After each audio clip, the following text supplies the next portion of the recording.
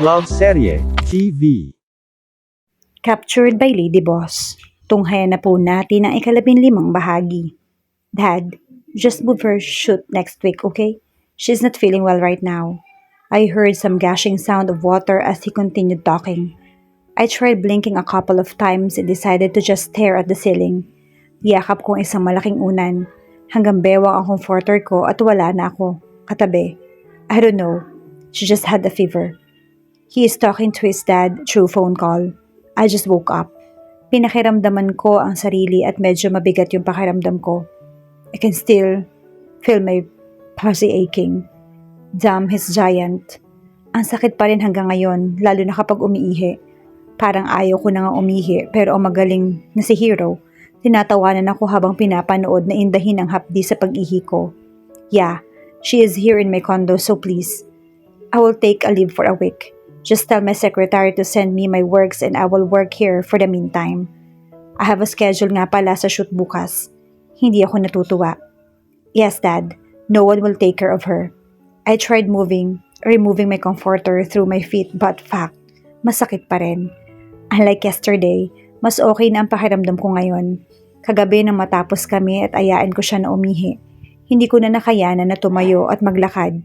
Kaya naman siya na nagbuhat sa akin at nagsilbing pa ako.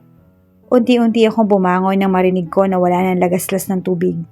I said, I've taken it slow, Dad. Yeah. I didn't know it would hurt this much on the first time. Buisit na talong ni Hero.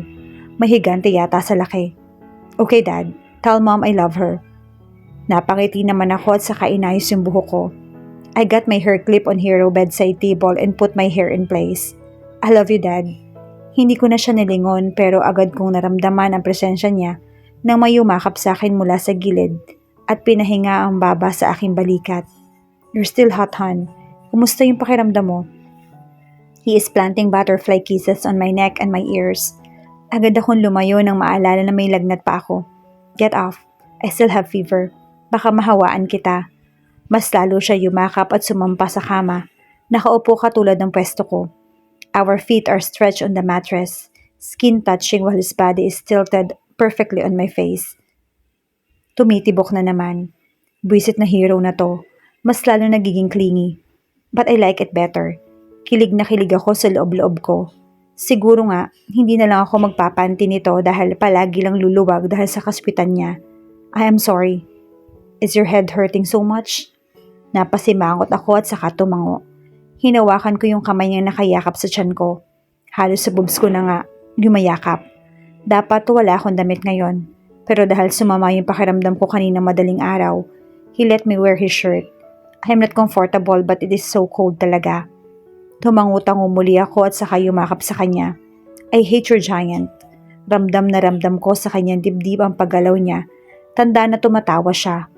Walang tunog kasi pero alam ko na napakalawak ng pagkakabirat ng labi niya. He started combing my hair. Oh no, don't say that, honey. Agad niyang pagbali sa sinabi ko. Sorry na, it's just one round. Sabi nila, mas masarap na kapag sa pangalawa. Why don't we try it? Hindi ako pa makapaniwalang lumayo sa kanya at masama siyang tiningnan. At my condition right now? Are you insane? You want? He asked me as he does his favorite expression of wiggling his eyebrows. Inirapan ko siya at saka kinurot sa singit. Bigla siyang napatayo at hindi makapaniwalang tumitig sa akin. Honey, he looks so hilarious. Oh shit, he is so funny. Hindi ko na nga napigilan at saka humagalpak ng tawa. What? Natatawa kong sagot sa kanya at binantayan na hindi ko magalaw ang pang-ibaba ko dahil kumikirot pa rin talaga. Kahit mabigat ang ulo ko, nagagawa ko pang tumawa. You are such a tease. I laugh more and show a pillow to him. Pasalamat ka ay may sakit ka. Kung hindi, lagot ka sa akin. Napatigil naman ako at inayos ang sariling muli. Balak na tumayo. Agad naman siyang umalalay sa akin. I remembered how he washed me yesterday with warm water. It helped lessen the pain. Nang ibaba niya ako sa bowl ay naroon lamang siya, nakasandal sa pader. Nakakross ang magkabilang kamay sa dibdib. Ang kanan pa ay nakakross din sa kabila. Hindi ako nahihiya na nakikita niya ako na umihi. We have seen each other's body more than once, so no need to be shy and conservative now. But you know what, hon? I just look at him. waiting for what he will say. Mula sa pagkaseryoso na mukha ay biglang sumaya ang mata niya hanggang sa umabot na sa kanyang labi. Kinagat pa niya ito pero ang pagkakangiti ay halatang halata naman. What? Are you laughing at my situation right now? Nakakatawa ba na nahihirapan akong umihi rito, ha? Hero? And shit, sumasakit lalo. Wisit ka talaga. Kasi naman, tingnan mo, ang lakas mambitin. Halatang mga asar lang ang isang ito. I never thought. I shot him that glares. Kulang na lamang ay may lumabas na dagger sa mata ko para matamaan at matigil siya sa kakatawa. Lumabas ka na lang, Hero. Han kasi, he laughed more until he is wiping tears from his eyes because of too much joy. Gustuhin ko mang mainis ay nariyan na naman siya sa pagtawa niya na talaga namang nakakahawa. Hero naman, nakakainis ka na talaga. Natatawa ko ng saway sa kanya at saka kinuha yung bidet. Kaya ko naman ang tumayo kaya nanatili siya roon. I never thought you will have a fever, Han. I wonder if I am that big for you. We have not had that yesterday naman, diba? So how come? Akala ko pa naman, napaka-eksperto mo sa ganito. Tapos ikaw pala itong iika-ika at tatanggi sa second round. He is now rubbing his lips with his thumb as he humorously look at me. Malaki talaga yan. Nagtaka pa ang lalaking to. Seriously, napapantastikuhan kong tanong sa kanya at saka naghanap ng pwede kong maipukol sa kanya. Pero agad siyang nagtaas ng kamay at saka nag-peace sign. Ang kulit. Ang sarap bigyan ng blowjob para manahimik eh. I have called your family doctor pala. She said you need to rest for 3 days since your fever is not that high. And as I can see, you did not have severe laceration. Siguro inabigla ka lang, kaya kailangan mong ipahinga yan. Ninuso pa niya ang labi niya at itinuro yung pagkababae ko. I don't want to agree with the idea but yeah, we need to deprive ourselves with sex as you get well. Napalunok ako. Salamat naman kung ganon. 3 days only? Yes, if not, our family doctor will go here and check you. Parating na pala mga gamot, kaya tara na sa kusina dahil kakain pa tayo at iinom ka ng gamot. Lumapit na muli siya sa akin, pero nang bumalik sa isipan ko ang sinabi niya, ay nanlaki ang mga mata kong tumitig sa kanya. Does that mean our family doctor know that I had fever after our sex? He laughed again at me and lifted me up. Agad naman ako yumakap sa batok niya. Pinalo ko siya sa balikat. Hero naman, lumabas na kami ng banyo. It's fine, Han. Dad is so proud of me. Gusto kong magpasipa-sipa pero dahil sa may kumikirot sa akin, tanging paghampas lang ang nagawa ko para mailabas yung frustration sa kanya. Nakakahiya. No one should know. Tanging pagtawa lamang naman ang sinukli niya. Buisit. I want to get mad but his laughs, it's make me fall for him more. Tuwang-tuwa ka pa. Kanina ka pa ha. Puputulin ko na yung talong mo na yan. Hindi ka na makakaulit. Buisit. Si Venice, nilagnat sa unang pagtatalik. Would that be a good headline? Pinagpapalo ko siya at ang tanging ginawa niya lang ay tumawa hanggang sa maibaba niya ako sa bangko. Hero became a good nurse for 3 days. Ang totoo, sa ikalawang araw wala na akong lagnat at nakakalakad na rin ako ng maayos at tuwid. Wala na iyong sakit dahil napakabisa ng gamot na ginamit niya sa akin. Naramdaman ko kung paano siya mag-alaga bilang isang boyfriend. I was really touched and I really appreciate it. Mas lalo pa kami nagkakilala dahil sa mahilig siyang magtanong at magkwento. My impression of him being a shy type and silent guy has changed. Kapag kaming dalawa lang, napakakulit niya, lalo na kapag ako ang tahimik. He always want to have a conversation with me. Kapag napagod na, yayakap na lang siya sa akin. Isa sa nalaman ko ay mahilig pa rin siya hanggang ngayon sa mobile games. Kanina habang nagpapaantok ako sa tiyan niya, siya naman ay nakasandal sa headboard at naglalaro. He is wearing an earpods kaya nakatulog pa rin ako ng mahimbing. Night, hon. We need to wake up early tomorrow. Gusto ko ba sanang magtanong kaya lang inaantok na talaga ako. He kissed me on my forehead and rolled our comforter up. Bukas, pwede ba akong lumabas at gumala? I can now move without limitation. Thanks God. Nakayakap siya sa bewang ko nang kami ay makatulog. Mula sa mahimbing na pagkakatulog ay biglang nagising ang diwa ko dahil sa sensasyong aking naramdaman at ang magkahalong lamig at init na patuloy na gumagalaw sa pagkababae ko. My eyes are still closed as I try to get back with my senses. Another flick of something on mine and my eyes rolled up. Agad akong napabangon at tiningnan kung ano nangyayari sa akin. Hindi ako nakalayo dahil nakakulong sa dalawang bisig ni Hero yung hita ko na nakapatong sa balikat niya. Hero is eating me up. My legs are widely spread apart. I am so open to him. Napahiga ulit ako nang paikutin niya ang daliri doon. It's just 4 in the morning. Is this what he is saying, that we need to wake up early? Good morning, hon. Gumalaw muli ako para sana makalayo sa kanya, pero hinigpitan niya yung kapit sa akin. Baka pwedeng sumandal muna ako, di ba?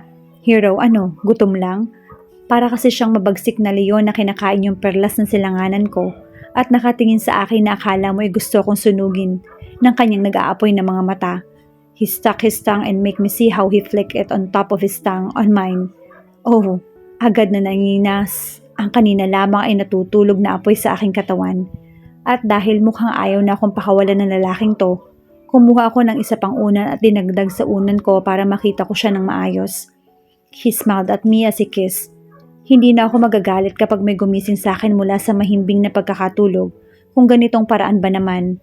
Hero planted butterfly kisses on my legs and kissed mine.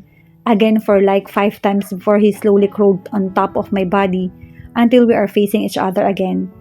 Napakagwapo ng pagkakangiti niya. Nakakainis. Good morning, Venice. Inirapan ko muna siya at kinurot sa tagiliran bago ngumiti. It's still so early, Hero. I hug his back and make our nose touching. Good morning, hon. Sa sobrang lapit namin, langhap na langhap ko ang hininga niya at ang amoy ng pagkababae ko. I still need to wash my mouth. Napakabango kasi ng hininga niya. Napakamali at napakasarap amuyin. It's fine. Umiling-iling ako at isinara ang bibig. Tinula ko siya bago ako tumayo at nagtatakbo sa banyo. I immediately get my mouthwash. Yes, I do already have a mouthwash here. Hindi lang ito dahil may mga hygiene kit na ako rito na si Hero mismo ang bumili. Natatawa nga ako dahil katabi lang nitong unit ko at naroon ang mga gamit ko. I can just tell him to get my things there, but I want to surprise him. I'm still gurgling when I felt a hand envelop my waist. Wala na akong suot pang ibaba at tanging ang damit niya lang ang tumatapon sa aking katawan. Ang tagal naman po. Napangiti naman ako at saka yumuko. Napabalik ako ng tingin sa salamin mula sa paggurgle dahil sa pagmumura niya. I saw on the mirror how he is looking at me as he holds my waist. My butt is pressed on his boner. Shit, it is not my intention pero nang makita ang tayo namin, tumibok na naman ng todo. Humawak ako sa lavatory, nanatiling nakayoko habang nakatitig sa kanya sa salamin. He is now looking at me with eyes burning with desire. I started grinding my butt on his boner. Medyo naka-tilway yung paa ko para mas maayos at sakto yung pagkakatama ng pang-upo ko sa tigas naman niyang pag-aari. Kawawa naman ito ang keps ko. Hero, itinaas na niya ang damit ko at saka niya sinuot yung kamay ko sa loob at agad na tinumbok ang aking dalawang dibdib. I moaned as he massaged my breast and at the same time, dry humps me. Mas pinag-igi ko ang pagkakahawak sa malamig na lavatory bago ko naisipang tumayo ng tuwid at sa batok niya na kumapit. Ngayon, dikit na lalo yung katawan namin at bawat pagwayo niya sa likod ko ay umuuga yung katawan ko. My pause is now exposed on the mirror, so as my flat tummy. Kitang-kita ko kung paano nakadakot ang dalawang kamay niya sa dibdib ko at kung paano naglalaro ang dalawang daliri niya sa nipples ko. Lasing na lasing siyang nakatitig sa akin sa salamin at ganun din ako sa kanya. Napakahirap na huminga kapag ganitong parehas na kaming init na init sa isa't isa. Makikita sa mga mata namin kung gaano kami kagutom at iba nais marating. Umabot sa kaibuturan ko ang sensasyong gugustuhin ko laging maramdaman. Ang sarap sa feeling. Hero is now kissing my neck. Hindi na yata na kontento kaya hinubad na pati yung damit ko. Now, I am so exposed to him. Tumabon sa aking dibdib ang dulo ng buhok ko at ang iba'y sa aking mukha. I have a very hot girlfriend. And damn it. Wala siyang ibang ginawa maliban sa nakadakot ang dalawang kamay niya sa dibdib ko. Nagpapahinga ang baba sa leeg ko at lasing na nakatitig sa akin. Samantalang nakahawak naman ako sa batok niya at ninanamnam ang kanyang ginagawa sa katawan ko. Tanging ang malalim naming hininga ang madidinig roon. Nang mapansin ko na may suot pa rin siyang damit, ay ako nang humarap sa kanya at saka hinubad ito. Tinitigan ko muna saglit kung gaano kasarap yung abs niya at akin itong hinaplos-haplos bago ko mas ibinaba pa yung kamay patungo sa kanyang shorts. May nakasilip na sa garter ng short niya. Ang talong na buhay ay handa na namang wasakin ang aking kipay. He is really that big and long. Parang gusto ko nang umurong muli dahil baka lagnatin na naman ako. Pero hindi ko rin naman kakayaning hindi matuloy. Pinilit kong huwag manginig ang kamay ko. Sa mga mata niya ako tumitig ng unti-unti. Binaba yung garter ng shorts niya kasama yung brief niya. Hero is biting his lips as I successfully remove his shorts. Parang hindi ko pa kayang makita yung wawasak na naman sa akin, kaya hinalikan ko na siya sa labi. Tila may sariling isip ang aking mga labi. We are kissing like there is no tomorrow. Hero's hand that is on my back went again on my boobs and started massaging it. Paborito niya bang lamasin yung dibdib ko? Yumakap ako sa batok niya at tumihaya ng bahagya. Mahihiya ang hangin sa sobrang dikit ng katawan namin. Naging malikot ang isang kamay ni Hero at nilakbay ang bewang at pang-upo ko. Gigil na gigil niya itong pinisil at mas lalo pa akong nilalapit sa kanya. Ang tigas na tigas niyang pagkalalaki tumama sa puson ko at sa aking pagkababae. Mas lalo nagpapainit sa aming dalawa ang ginagawa niyang pagtulak sa pang-upo ko patungo sa kanya. Ang kamay kong nasa batok niya ay unti-unting bumababa sa balikat niya, likod, bewang, ang pandesal sa tiyan niya hanggang sa marating ang matigas na parte ng katawan niya. Nakagat ni Hero ang labi ko bago mas pinisil ang pang-upo ko. Pinaglaro ko ang hinlalaki ko sa dulo niyang iyon na siyang paborito kong gawin. Naramdaman ko kaagad ang basa ko roon na gustong-gusto kong sipsipin at tila-dilaan. I traced my hand on his length until I had the courage again to grab his manhood on my hand. Ang taba at ang tigas. Bumaba ang halik ni Hero sa leeg ko. Tinungo yung collarbone hanggang sa maisubo niyang muli yung nipple ko. Napaliyad ako at napahawak ang isang libreng kamay sa buhok niya. My eyes rolled up when he started sacking it. And it really feels so good. Every sack makes me reach the other planet. I started moving my hands up and down as he continued sacking and licking mine. Hero hooked one of my legs as he made me lean on the cold lavatory. I am still holding his nape. Ngayon, dahil sa pagkaangkla niya ng isang hita ko, ay mas nakadikit niya siya sa akin. The lips of my femininity is a bit open for him. Nakita ko kung paano siya paulit-ulit na lumunok habang nakatitig sa akin. Hindi pa rin siya tumingin sa akin, kaya mas hiniwalay ko pa ang paa ko. Nasa sahig at saka pinadulas yung dulo ng pag-aari niya sa pagkababae ko. Nanlalaki ang mga mata niyang lumipat sa akin bago siya napatingala at napamura. Halos gayahin ko yung kanyang reaksyon dahil sa napakasarap niyang pagmasdan. I bit my lips and continued wrapping the head of his shaft. Oh, hindi ko na napigilang lumabas yung ungol sa aking labi. Hero's eyes opened. Mali yata na nagtama ang paningin namin dahil mas lalo lang nag-init yung pakiramdam ko at saka hinila siyang muli papalapit sa akin. Our lips are almost touching. You like that? I so fucking love it. Hero's face is now filled with desire. Pulang-pula na ang balat niya at napakalalim na ng kanyang paghinga. Ang sarap niya talagang tingnan, mas lalong nakakapag-init. Dahil sa sensasyong nararamdaman, ay hindi ko na nakayanan. Lalo na lamasin naman niya yung dibdib ko. Parang nagpantig na naman ang tenga ko at tumigil ang paligid nang inisang diretsyong pasok niya yung pagkalalaki niya sa akin. Hero groaned and held my hand. Hon, napaliyad ako at biglang nanghina ang aking mga paa, kaya humawak ako sa lavatory. I licked my lips and uhook at Hero's, whose face is now distorted as he looked at me undeniably. I am fine, pero pakiramdam ko ay napuno na naman ako ng bonggang-bongga. But, oo na, malaki na. Oo na, masakit-sakit pa rin kaya huwag ka na mag-inarte ngayong nakapasok na.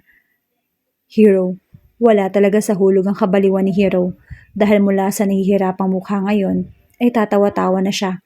Kaya pati ang magkadikit naming ari ay may kiliting nararamdaman. What? Nothing, Han. You are just so cute. Cute? Nasabi niya pa talaga na cute ako sa lagay na to. Tunay nga sa nagbabagang tagpong ito, ay patuloy na nararamdaman nila ang pag-ibig sa isa't isa. San nga ba maaari pang humantong ang mainit na pagniningig na ito? Yan ang ating aalamin sa pagpapatuloy ng ating kwento bukas sa ganito ring oras. Shout out sa lahat nating masugid na taga-subaybay. Maraming salamat po sa patuloy ninyong pagsama sa amin sa kwentong ito. Hanggang sa muli, mag-ingat po tayong lahat.